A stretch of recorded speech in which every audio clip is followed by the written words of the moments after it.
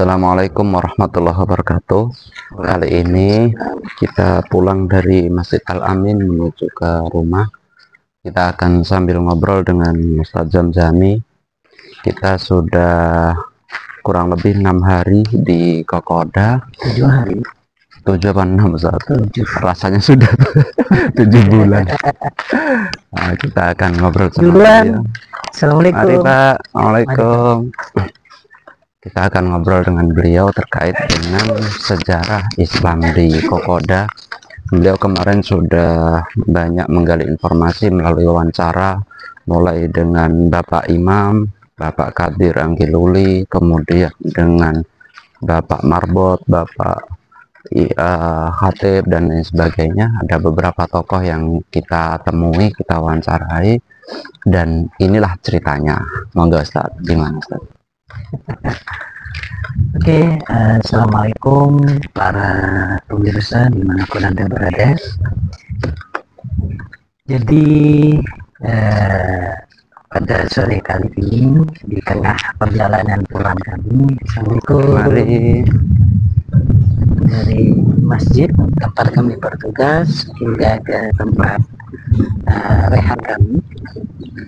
Jadi dari informasi yang saya dapat terkait awal masuknya agama Islam ke Kokoda atau secara umum ke Jazirah Onim itu dimulai dari abad ke-16, di mana di abad ke-16 tersebut ada salah satu kesultanan di daerah Sulawesi, tepatnya Kesultanan Islam Tidore, di mana di situ dipimpin oleh Syekh Shah Alam, kalau tidak salah.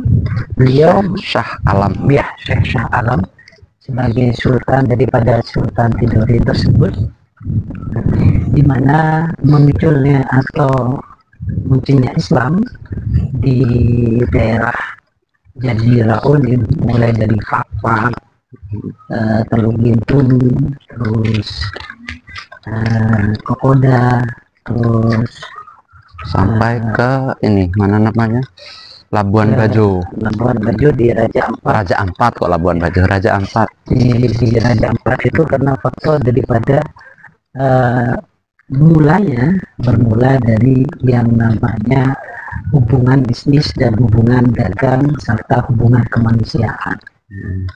Lalu lambat laun dari munculnya keislaman itu, munculnya para pedagang muslim yang diinisiasi oleh Sultan Tidore itu, maka lama-kelamaan muncullah para pendakwah Islam di Jazirah Onim, mulai dari Fakfak hingga sampai ke Raja Ampat itu. Yang paling pertama di Fakfak ya? Paling pertama itu di Fakfak, karena Fakfak saat itu menjadi pusat perputaran ekonomi di tanah Papua, karena mereka berada di pesisir di pesisir selatan Papua. Itu kemudian pada tahun awal dari abad ke-19 itu Sultan Tidore mengutus salah satu beberapa imam yang ada di kesultanan mereka untuk membawa misi kemanusiaan di masyarakat Kokoda, suku Kokoda, karena kondisi saat itu mereka sedang dalam perang Hunge. Bukan, dalam masa penjajahan Belanda saat itu.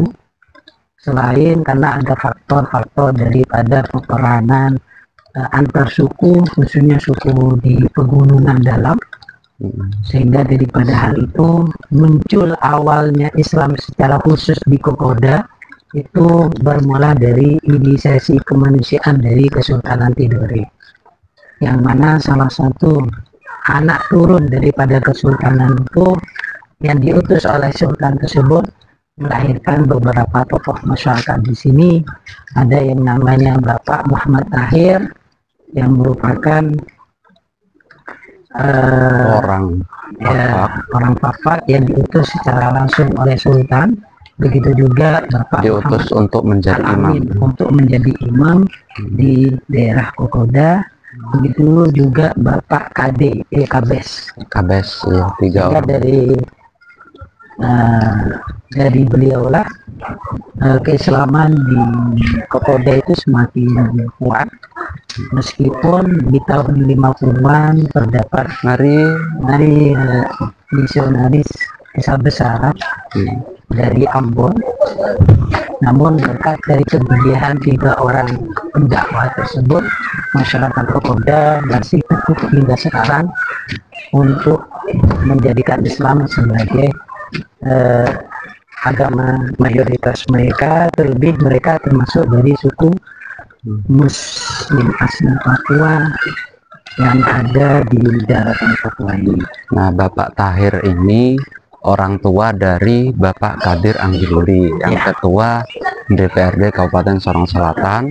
Kemudian yang Bapak Amin ini orang tua dari Bapak Samsudin, ya, Samsudin Anggiluli yang mantan bupati yang baru saja purna kemarin beberapa hari yang lalu serah terima jabatan dengan bupati yang baru.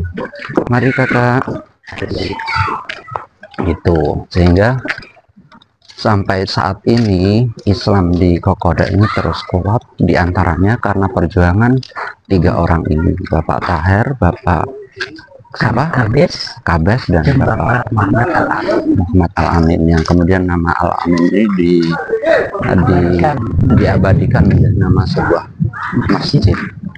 Tapi masyarakat Muslim pada saat ini sedang menghadapi tantangan yang cukup besar, yaitu bagaimana munculnya seorang generasi dari masyarakat Kokoda sendiri untuk menjadi seorang imam dan menjadi penerus besar dakwah di masyarakat khususnya umumnya.